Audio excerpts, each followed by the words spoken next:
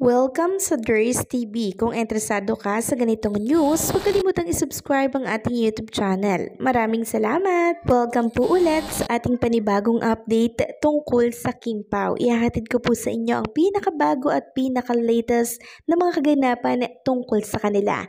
Kaya naman kung hindi ka pa subscriber ng ating channel, pindutin nyo na ang notification bell para lagi kayong updated sa mga balitang trending at napapanahon. So ayun, welcome back again sa ating YouTube channel mga Kim Pao, and for tonight's video, ang pag-uusapan po natin ay tungkol sa mga kaganapan po kay Kim and Paolo Abilino. So medyo na-late yung update natin, no? So kanina nga po present etong si Kim Chiu dito po sa It's Showtime. Grabe, no? Akala ko nga po magpapahinga siya ngayong araw po ng Martes, since kakarating niya nga lang kahapon or kagabi po ng Lunes, no? Gabi ng Lunes dumating si Kim and Paolo Abilino. Akala ko magpapahinga, no? Pero hindi, pumasok pa rin sa It's Showtime. Talagang napakasipag niya mga ka-Kim Pao, and nakapag-promote pa nga po siya ng My Love Will Make You Disappear. So nakaka-amaze yung energy nitong si Chinita Princess, na para bang hindi po siya napapagod, hindi nauubos yung energy niya, 'di ba? Talagang kahit pagod sa biyahe ng 14 hours, mas pinili pa din po na pumasok sa It's Showtime. Grabe, to the highest level talaga ang powers ni Kim. Samantalang sa LA pala mga ka-Kim Pao, na-meet po ni Kim and Paolo Abilino sa Thanksgiving dinner party etong si Chairwoman Lala Soto, yung sa MTRCB po, yung chairwoman doon. So nakakatuwa lang kasi talaga namang parang close na close sila, no? Itong si Chairwoman Lala, baka pan din to ng Kim Pao. And also, na-meet din po ni Kim and Paolo Abilino itong si Khaled Karen, and syempre ang kanyang asawa. So kung inyong natatandaan mga ka-Kim Pao, itong si Khaled Karen at yung asawa niya, na-issue nitong nakaraan na kung saan sabi hiwalay na daw, kesyo ganto, kesyo ganyan.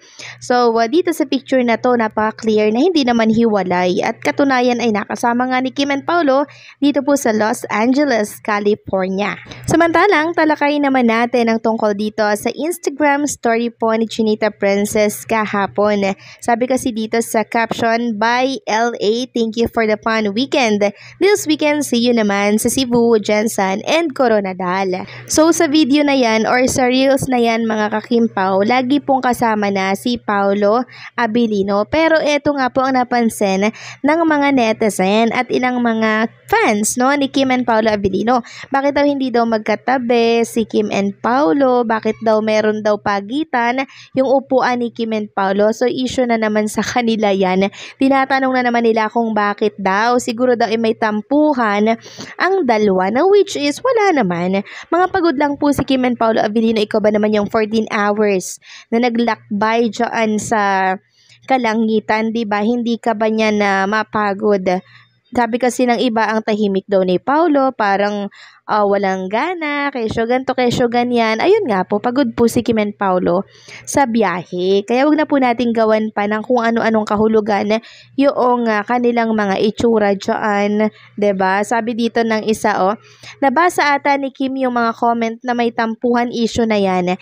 Yan, tumahimik na kayo, wala po silang issue. Tapos may nag-reply na, lahat kasi issue, Diyos mio, di na mga bata ang Kim Pao, para bantayan sa lahat ng bagay at kilos. Lalo na ang mga bashers, nag-aantay lang ng kahit maliit na butas, pasok agad. Sabi pa ng isa dito, lahat kasi puna. Ano yung mga nagsasabi, hindi ba sila matured? Hindi na mga bata ang Kim Pao, sa araw-araw ba naman nagdaan, always issue. Sabi pa ng isa, hinahanapan ng butas para may maipost sa comment CC, basta tayo mga Kim Pao Landia ay masaya sa Magjosawa. So napansin din po kasi ng ilang mga fan at mga netizen yung naging video po ni Kim and Paolo Abilino kahapon nang dumating po sila dyan sa airport. Mga tahimik, tapos nauna po si Chinita Princess, no? So mga tahimik, siguro doon galing yung mga sanga-sangang kwento na may tampuhan ko si Kim and Paolo Avellino na which is not true naman. Kasi ang saya-saya nga po ni Kim and Paolo Avellino sa naging event nila dyan sa Los Angeles, California. Talagang ang reason lamang nun kung bakit sila ay mga tahimik po dahil nga doon sa pagod na 14 hours nagbiyahe. Grabe naman yun, di ba? 14 hours. Sino ba naman yung hindi maboboard sa biyahe nun? Diba? 14 hours na lumilipad kayo sa ere. Syempre, mga pagod yan. Kaya nga sinabi po kay MJ Felipe na sa bukas na lang, Wednesday na lang ulit, see you soon. Ganyan. Wednesday na lang tayo mag-usap. Ibig sabihin nun, next time na mag-usap, 'di ba? Kasi nga po pagod sila nga dalawa, no, which is naiintindihan nga naman po nitong si MJ Felipe kasi maging siya, hindi na po niya hinabol si Kim and Paolo kasi nga pagod nga po yun sa biyahe. Kaya sa mga nag-i-issue po dito sa video ni Kim and Paolo na magkahiwalay daw sa upuan, na parang matamlay daw si Paolo at meron daw tampukan, hindi po yan totoo. Siguro mga gawa-gawa lang yan mga bashers para bigyan po ng issue na naman itong si Kim and Paolo Avellino. So, hindi nila masisira ang Kim Pao. Okay? Kung gusto lang sirain ang suporta po ng Kim Pao Nation, hindi din po nila yan masisira.